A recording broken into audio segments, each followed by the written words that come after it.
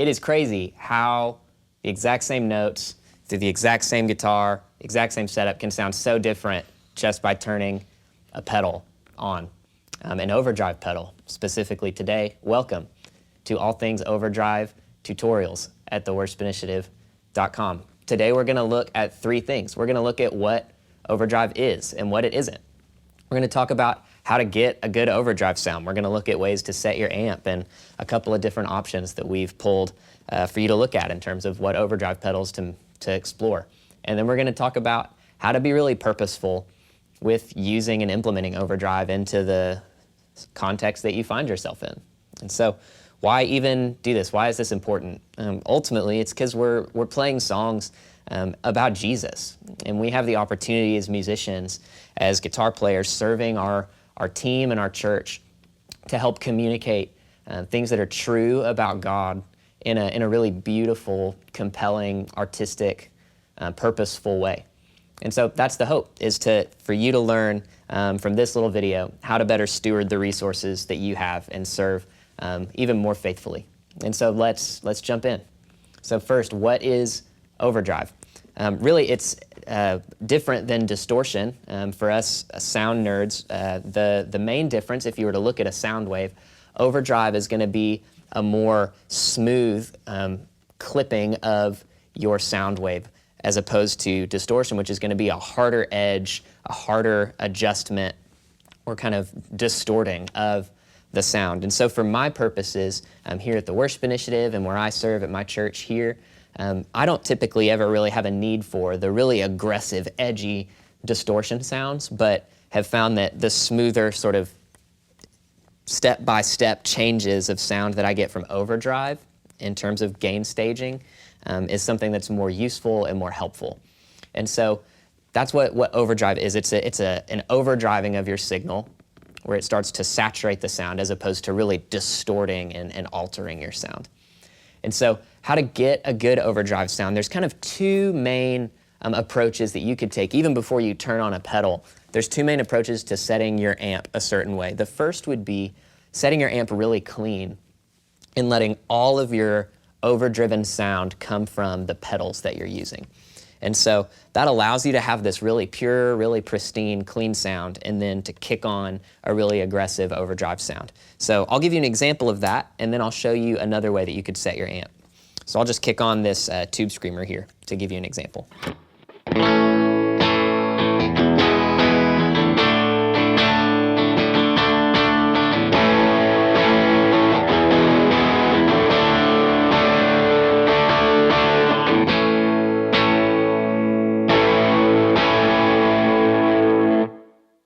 So you can hear there's a pretty drastic shift from one to the next, one sound to the next from when I kick on the pedal.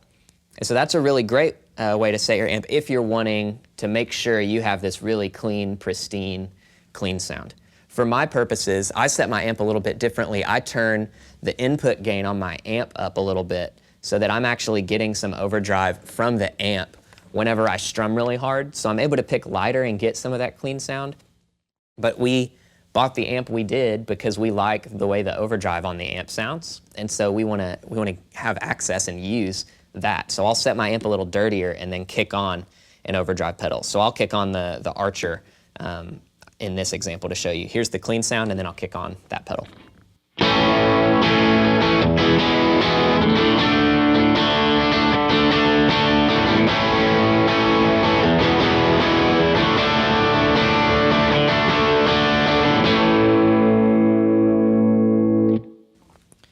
So what you could probably hear is there's definitely a change in tone from when I kick on the pedal to when it's off, but the change between those two sounds isn't as significant as going from this really crystal clean guitar sound to kicking on the overdrive.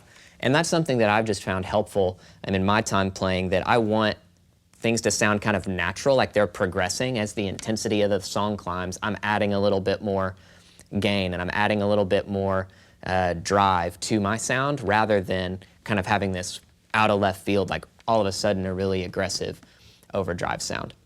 And so those are kind of the two ways you can think about setting your amp, either really clean and getting all of your drive from your drive pedals, or getting a little bit of drive from your amp and then using your overdrive pedals more as a slight boost of overdrive and a little bit more volume to help the amp overdrive a little bit more as well. So those are your two options. In terms of specific pedals you could use, we've pulled 4 here, just from different price points that all sound a little different to give you some ideas of some options that might be helpful for you to look at. And so starting with this first one is the Rocket Pedals Archer. It's similar to a Klon overdrive pedal, and something that I really like about this pedal is that it stays really open. Overdrive pedals, sort of by their nature, are going to compress your signal a little bit. You're going to lose some dynamic range. Your quiet parts are going to be a little louder, and your loud parts are going to be a little quieter with overdrive pedals, but this pedal stays really open and doesn't do quite as much of that, so I'm able to maintain some dynamics. So I'll give you again a quick example of this pedal, and then we'll move on to some others.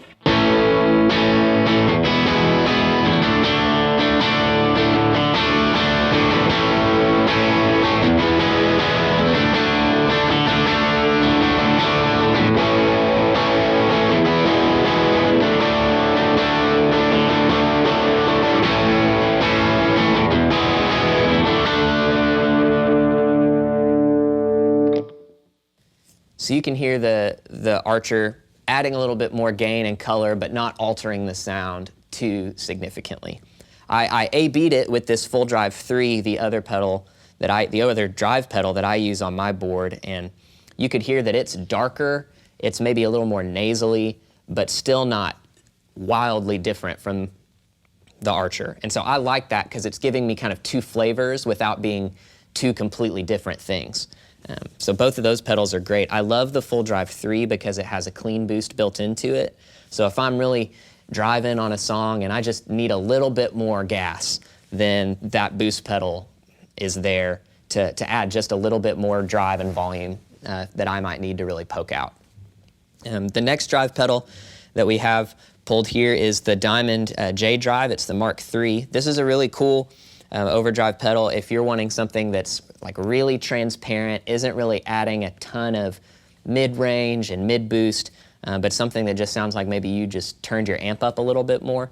This would be a really great option. So I'll give you an example of that. It has a clean boost as well, like the Full Drive does, if you're just needing a little more gas. So I'll show you that pedal.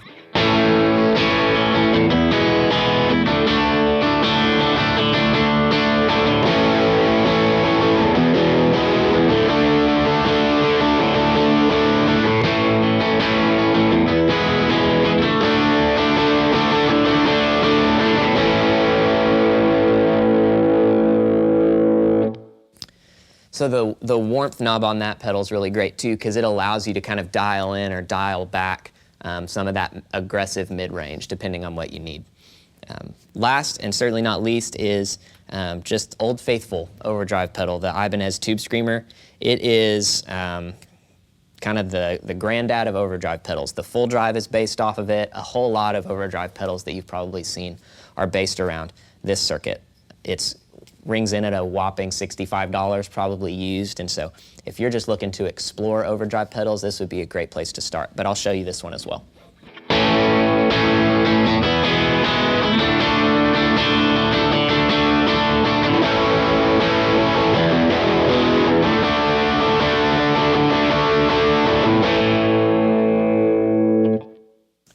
So you can hear with that pedal, really aggressive mid-range, you're losing a little bit of low end, and you're losing a little bit of high end, but those mids are really jumping forward, and it'll really help you cut through a mix if you're needing to poke out during a big instrumental section or maybe a big bridge of a song.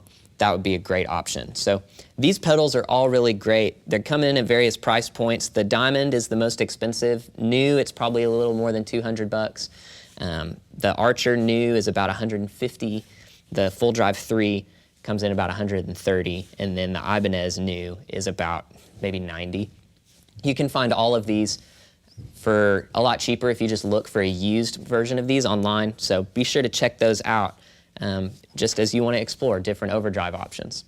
And then really lastly, when we think about how to be really purposeful with the overdrive sounds that we're using, there's nothing worse than, I think about Chris Tomlin's version of Amazing Grace, when you kick into the chorus of "My chains are gone, that sounds great. But if you're coming in with overdrive pedal, just my chains are gone, it's like that's gonna rob the moment and be really distracting. So when we talk earlier about being really purposeful and trying to create art that's really beautiful and compelling because we're singing true things about Jesus, I don't want to do something musically that's going to draw people away from engaging with the truths that we're singing.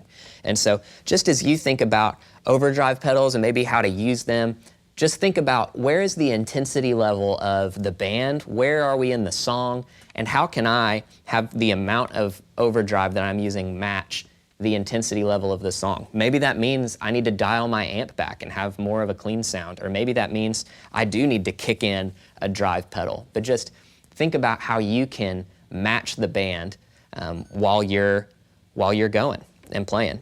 And then just one other tip, trick that I've found helpful is when I'm playing up higher, sometimes I find I need a little more body because I'm playing higher notes. And so be sure maybe to look at something with a boost pedal. So I'll give you an example, and I'll then kick on the boost, and you'll hear that the sound fills out a little bit more, and then you'll hear that it's smoother and more full.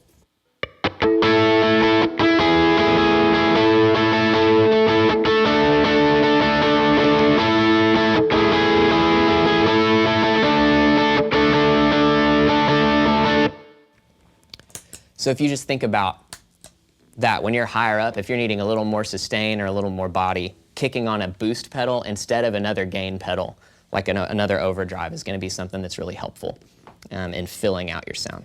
So, man, I hope this has been helpful. We'll post some links to some of our live set videos and some of our instrument training videos so that you can see some of the principles that we've talked about here applied both in a live setting and in a recording studio environment so that you can hear how you might apply these principles to your playing at your church with your team. So hope this has been helpful to you. Be sure to check out those resources and all the other Bible training, theology training, the instrument training, and song-specific parts that you can learn and all the other content that we have available for you and for your team over at theworshipinitiative.com.